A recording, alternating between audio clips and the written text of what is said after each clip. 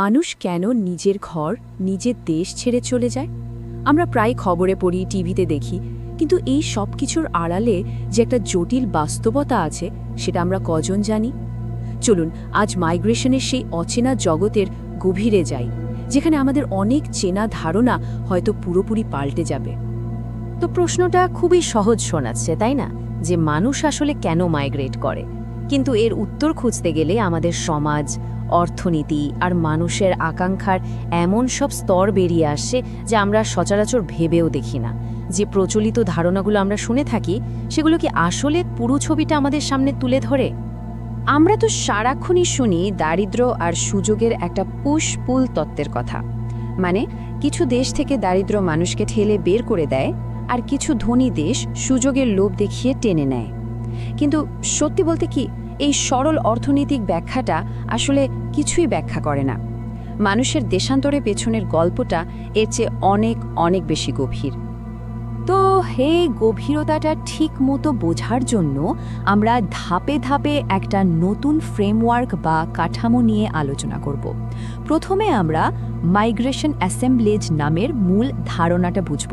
তারপর দেখব মানুষের আকাঙ্ক্ষা, এই যাত্রার মধ্যস্থতাকারী বা ব্রোকাররা, হঠাৎ আসা শক বা ভূরাজনৈতিক ধাক্কা, এবং সব শেষে দেখব এই পুরো ব্যবস্থাটা কিভাবে এত বাধার মুখেও টিকে থাকে বা ঘুরে দাঁড়ায়।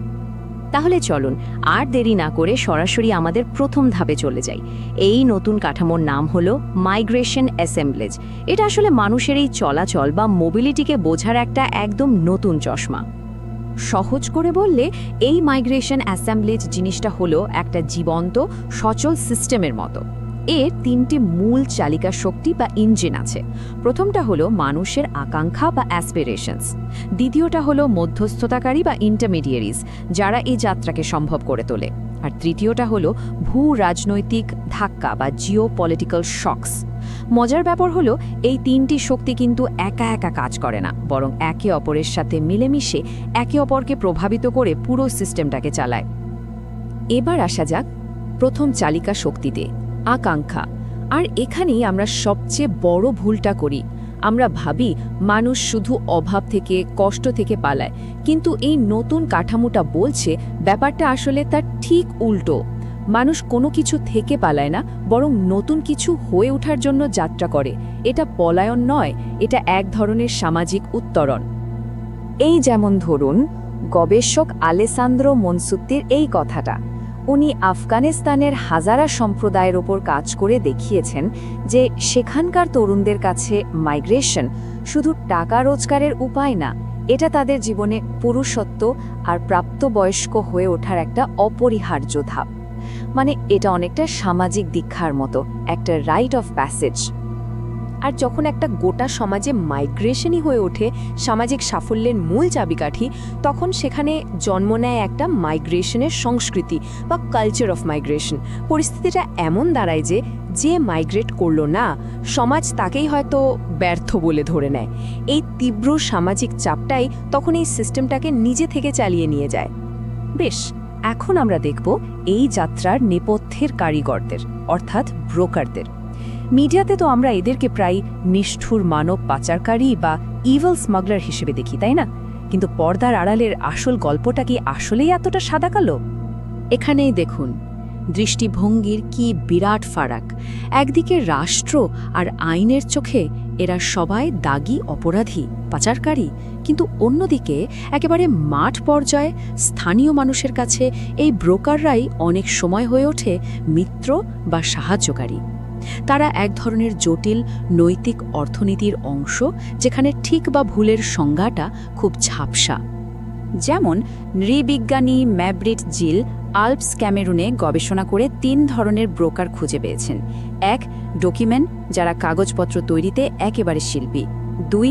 ফেইম্যান, যারা মূলত প্রতারক। আর 3. বিগম্যান, যারা নিজেদের সামাজিক প্রভাব আর নেটওয়ার্ক কাজে লাগিয়ে কাজ করে। তার মানে ব্রোকার শব্দটা আসলে অনেক ভিন্ন ভিন্ন চরিত্রকে এক ছাতার নিচে নিয়ে আসে। কিন্তু সবচেয়ে অবাক করা তথ্য কোনটা জানেন? একজন ব্রোকারের বিশ্বাসযোগ্যতা বা ক্রেডিবিলিটি অনেক সময় তৈরি হতে পারে তার নিজেরই ব্যর্থ মাইগ্রেশন প্রচেষ্টা থেকে। এমনকি দেশ থেকে বিতাড়িত বা ডিপোর্ট হওয়াটাও তার অভিজ্ঞতার একটা প্রমাণপত্র হয়ে দাঁড়ায়। ভাবা যায়? রাষ্ট্র যাকে বলছে ব্যর্থতা, এই সিস্টেমের ভেতরে সেটাই হয়ে যাচ্ছে একটা মূল্যবান সামাজিক পুঁজি। এবার আমরা আসব অ্যাসেম্বলিজের তৃতীয় এবং সবচেয়ে ক্ষমতাশালী উপাদানটায়, শক বা আকস্মিক ধাক্কা। এখানে আমরা দেখব রাষ্ট্র কিভাবে বিভিন্ন সংকটকে ব্যবহার করে মানুষের চলাচলকে নিয়ন্ত্রণ করে এবং কিভাবে অবৈধ বা ইললিগাল নামের এই পরিচিতিটাকেই তৈরি করে। শক মোবিলিটিস, এই টার্মটা দিয়ে বোঝানো হয় হুট করে আসা কোনো বিপর্যয়, যেমন একটা মহামারী বা ধরুন একটা নতুন কঠোর নীতি। এই ধরনের ঘটনাগুলো মাইগ্রেশনের পুরো গতিপথটাকেই আমূল বদলে দেয় আর পর্দার আড়ালে থাকা আসল ক্ষমতার খেলাটাকেও সবার সামনে নিয়ে আসে। এর একটা একেবারে সাম্প্রতিক আর নিখুঁত উদাহরণ হল কোভিড-19 প্যান্ডেমিক। ইরান তখন এই সংকটকে একটা সুযোগ হিসেবে ব্যবহার করে আফগান অভিবাসীদের বিতরণের হার নাটকীয়ভাবে বাড়িয়ে দিয়েছিল।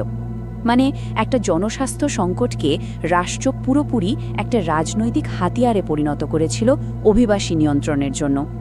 এই পরিস্থিতিটা বোঝার জন্য ইটালিয়ান দার্শনিক জর্জিও আগামবেনের হোমোস্যাকের ধারণাটা খুব গুরুত্বপূর্ণ। হোমোস্যাকের মানে হলো সোজা কথায় নগ্ন জীবন, মানে এমন একজন মানুষ যার আর কোনো রাজনৈতিক বা আইনি অধিকার অবশিষ্ট নেই। আইনের চোখে সে এতটাই অদৃশ্য যে রাষ্ট্র তাকে কোনো রকম সুরক্ষা ছাড়াই মৃত্যুর মুখে ঠেলে দিতে পারে। গবেষক সারাম খোসরাবির এই উক্তিটা শুনুন, এটা ওই কঠিন ধারণাটাকে একেবারে স্পষ্ট করে দেয়। তিনি বলছেন, বর্ডারের এক্সরে মেশিনে যে ছবিটা দেখা যায় সেটা আসলে একটা রাজনীতি বিবর্জিত শরীর একজন হোমোসেপিয়েনের। ভাবুন একবার, একটা মেডিকেল ইমেজ এখানে একটা ভয়ঙ্কর রাজনৈতিক বাস্তবতাকে তুলে ধরছে। এখন প্রশ্ন হলো, রাষ্ট্রের এত সব নিয়ন্ত্রণ, এত চাপ, এই সব কিছুর পরেও এই মাইগ্রেশন অ্যাসেম্বলেজটা টিকে থাকে কিভাবে? এখানেই আসছে আমাদের আলোচনার শেষ এবং সবচেয়ে আকর্ষণীয় অংশটা, এই সিস্টেমের ঘুরে দাঁড়ানোর অবিশ্বাস্য ক্ষমতা। এই টিকে থাকার মূল রহস্যটা লুকিয়ে আছে ব্যর্থতা বা ফেইলিয়ার শব্দটার সংজ্ঞার ভেতরের লড়াইয়ে। দেখুন, রাষ্ট্রের কাছে ব্যর্থতা মানে কি? মানে হলো সীমান্ত পার হতে না পারা কিংবা দেশে ফেরত পাঠিয়ে দেওয়া। কিন্তু ওই মাইগ্রেশন অ্যাসেম্বলেজের কাছে আসল ব্যর্থতা হলো খালি হাতে ফেরা, অথবা তার চেয়েও বড় ব্যর্থতা হলো চেষ্টাই না করা। এখানে ব্যর্থতা শব্দটার অর্থ নিয়েই যেন একটা যুদ্ধ চলছে। আর এই মাইগ্রেশন অ্যাসেম্বলেজ একটা অবিশ্বাস্য কাজ করে। রাষ্ট্র যাকে ব্যর্থতার চিহ্ন বা তকমা দিচ্ছে, যেমন ধরুন ডিপোর্টেশন, সেটাকেই এরা সম্মানের একটা ব্যাজ বানিয়ে ফেলে। ডিপোর্ট হওয়াটা তখন হয়ে যায় একটা স্ট্যাটাস সিম্বল, একটা বৈশ্বিক অন্তর্ভুক্তির দাবি জানানোর প্রমাণ। এই অসাধারণ কৌশলটা রাষ্ট্রের সব ধরনের প্রতিরোধমূলক প্রচারণাকে প্রায় অকেজো করে দেয়। তাহলে চলুন পুরো আলোচনাটা একবার গুছিয়ে নিই। আমরা দেখলাম মাইগ্রেশন শুধু পালিয়ে যাওয়া নয়, এটা কিছু হয়ে ওঠার একটা সামাজিক প্রক্রিয়া। এই প্রক্রিয়াটা চলে ব্রোকারদের এক জটিল নেটওয়ার্কের মাধ্যমে, যা এক বিশেষ নৈতিক অর্থনীতির উপর দাঁড়িয়ে আছে। রাষ্ট্র বিভিন্ন শক আর সীমান্ত দিয়ে অবৈধতা তৈরি করে একে নিয়ন্ত্রণের চেষ্টা করে। কিন্তু এই পুরো ব্যবস্থাটা টিকে থাকে কারণ এটি ব্যর্থতার রাষ্ট্রীয় সংজ্ঞাকেই চ্যালেঞ্জ করে এবং তার মানেটাই পাল্টে দেয়। সবশেষে একটা প্রশ্ন মাথায় রেখে যাওয়া যাক, যদি রাষ্ট্র নিজেই তার আইন দিয়ে, তার বর্ডার দিয়ে অবৈধতা বা ইলিগ্যালিটি তৈরি করে, তাহলে তারা আসলে কি নিয়ন্ত্রণ করছে? শুধু মানুষের চলাচল, নাকি তার চেয়েও গভীর কিছু?